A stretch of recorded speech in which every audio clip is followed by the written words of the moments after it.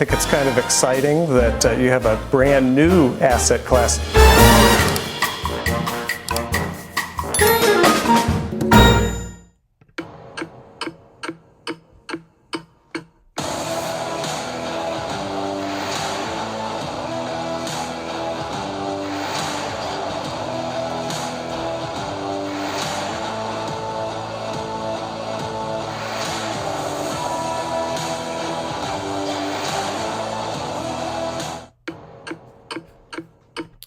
All right, so tonight is the State of the Union with President Trump.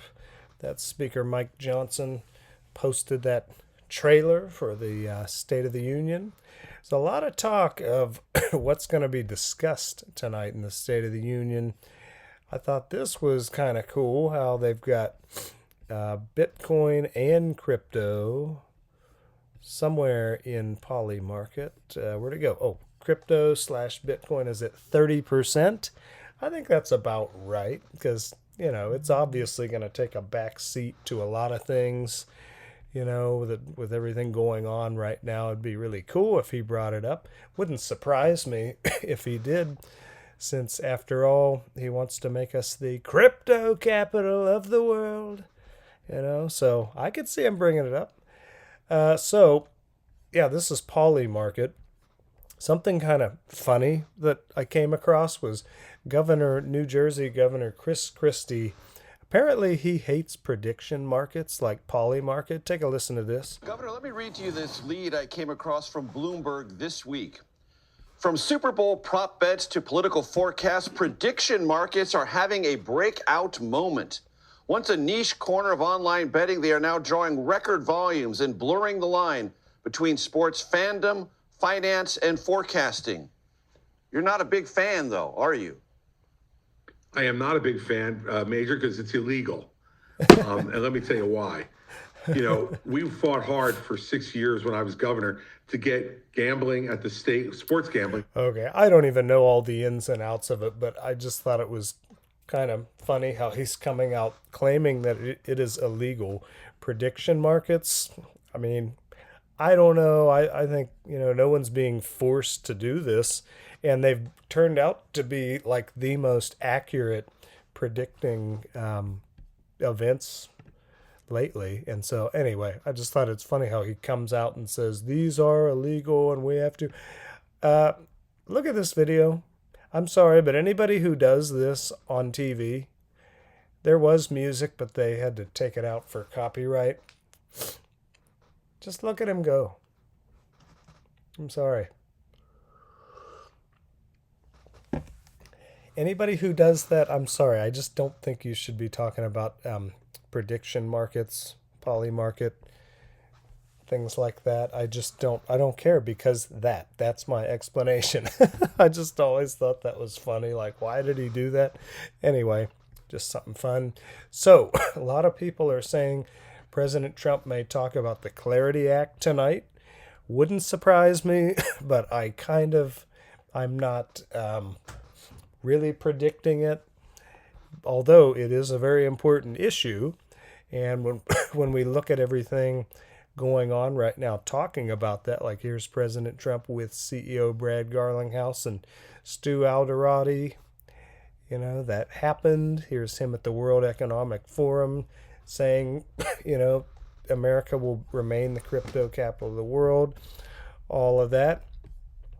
One thing that I think is really just weird is World Liberty Finance, they don't claim to hold any XRP whatsoever. Like, I think this was from a while ago. It shows kind of their portfolio, but there has never been any evidence that World Liberty Fi holds any XRP, which is, just really weird, especially with everything that we know has went on between President Trump and Ripple, and the tweet that he made about the strategic stockpile. XRP was named first.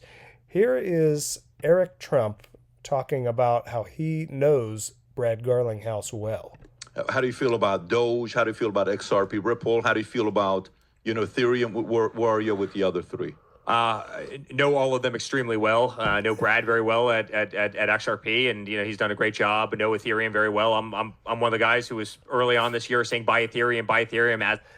So he just kind of, I thought that was weird how he just quietly says, oh yeah, I know Brad at XRP. It's actually Brad Garlinghouse, CEO of Ripple, but he kind of downplayed that, which I don't know. That's just odd to me. Here's Brad Garlinghouse talking about basically how XRP does not need the Clarity Act.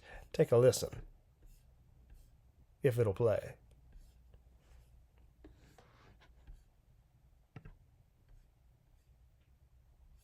Oh, come on. No bill that gets to Congress or gets through Congress, no bill's perfect. And I think that it got stalled because I think some in the industry are kind of pushing for something a little bit more perfect. Our view is we need clarity. Ripple has been fortunate, and we got sued by the U.S. government and had a federal judge say XRP is not a security. We have clarity. Yeah. That's brilliant. And you got that clarity in the Genius Act. We did get, with the stablecoin market got that clarity in the Genius Act. But the industry, the crypto and blockchain industry in the United States needs the same clarity that Ripple had to fight for in the courts. And I think for this that industry, XRP is a security. XRP is not a security. Okay. Oh man, she's like getting it all wrong. I mean, I'm not making fun of her. I think this is, Mornings with Maria. But seriously, when you try to talk with people who are not really crypto people, though, and it's just funny how they don't know the big things that are going on. But anyway, listen to what he says about it. That's what the courts ruled very clearly. And so we were very happy to have that. But the whole industry can't live in limbo. And so our argument is the Clarity Act, it needs to get done for the industry to thrive here in the United States. So how do the rules differ when you're... So he says the Clarity Act needs to get done for the industry, but he just told us XRP already has that clarity as a non-security. So I just think it's a little funny how the Trump family we know that they know Ripple and XRP, Brad Garlinghouse, well, because they've come out and said it. And then we have, the picture of, this picture, of President Trump with them at his home in Mar-a-Lago, and the tweet. Isn't that just funny how, and then XRP is the only one that technically doesn't need the Clarity Act. Just a little funny. I reposted this today. This was when the Genius Act was signed. They put out this video. This afternoon, we take a giant step to cement American dominance of global finance and crypto technology as we sign the landmark Genius Act. I pledge that we would bring back American liberty and leadership and make the United States the crypto capital of the world, and that's what we've done. The Genius Act creates a clear and simple regulatory framework to establish and unleash the immense promise of dollar-backed stable coins. This Genius Act will unlock American dominance in the crypto industry by creating clear rules of the road. It will update archaic payment rails with a revolutionary new payment system, and it will extend U.S. dollar dominance, like you said, globally. This is a huge promise made and promise kept by President Trump. We have a deal maker in chief, and it's because of your vision, your leadership, your determination, your skill that we're all here today. So thank you very much, President Trump. For today's signing, the future of crypto and the crypto industry, the U.S. dollar working together is going to be stronger and bigger and better than ever before. Thank you, everybody, very much. So, you can see they're very proud of the work they've done. I think the Genius Act, some people act like it's some magical thing, like it's going to change crypto or make it better. It's just going to provide the rules of the road. And then that's going to be great. It'll give the industry clarity. And then I think it'll take a year or so, or who knows how long to get implemented. But I think the future is bright for crypto, and it wouldn't surprise me to hear President Trump talk about the Clarity Act in the State of the Union tonight. We'll just have to see. Oh, and then I said clarity will be signed at the right time. I meant to say in the market cycle.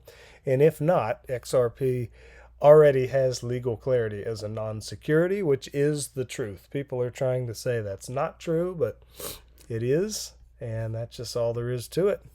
Here's Digital Asset Investor saying many don't remember the 2018-19 crypto winter where the crypto market bottomed around 100 billion.